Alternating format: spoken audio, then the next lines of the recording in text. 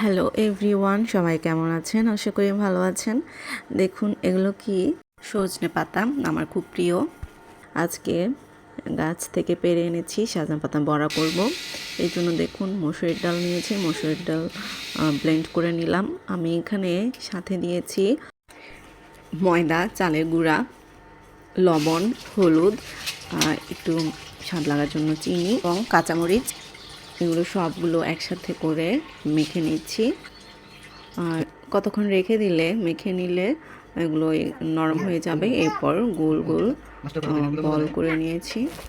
প্রতি গ্রাম সজনে পাতায় একটি কমলার চেয়ে 7 গুণ বেশি ভিটামিন সি, দুধের চেয়ে 4 গুণ বেশি ক্যালসিয়াম ও 2 গুণ বেশি প্রোটিন, গাজরের চেয়ে 4 গুণ বেশি ভিটামিন এ এবং কলার চেয়ে 3 গুণ বেশি পটাশিয়াম বিদ্যমান।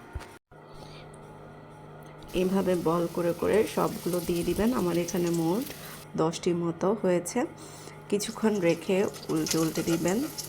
সজনে পাতা এতই উপকারী যে বলে শেষ করা যাবে না। এটি শরীরে হজম ক্ষমতা বৃদ্ধি করে, শরীরে ওজন কমাতেও সাহায্য করে। এরপর এটি শরীরে সুগারের মাত্রা নিয়ন্ত্রণ রাখে এবং শরীরে কোলেস্টেরলের মাত্রাও নিয়ন্ত্রণে রাখতে সাহায্য করে। তবে এত কিছু উপকারিতার দেখে এটা ভাববেন না যে প্রতিদিনই সজনে পাতা খাবেন।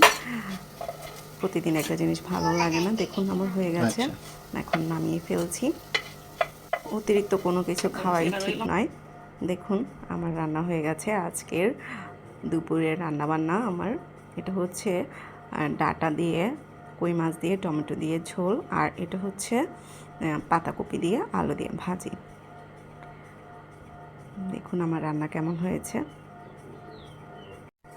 সবার জন্য ভাত নিয়ে নিচ্ছি।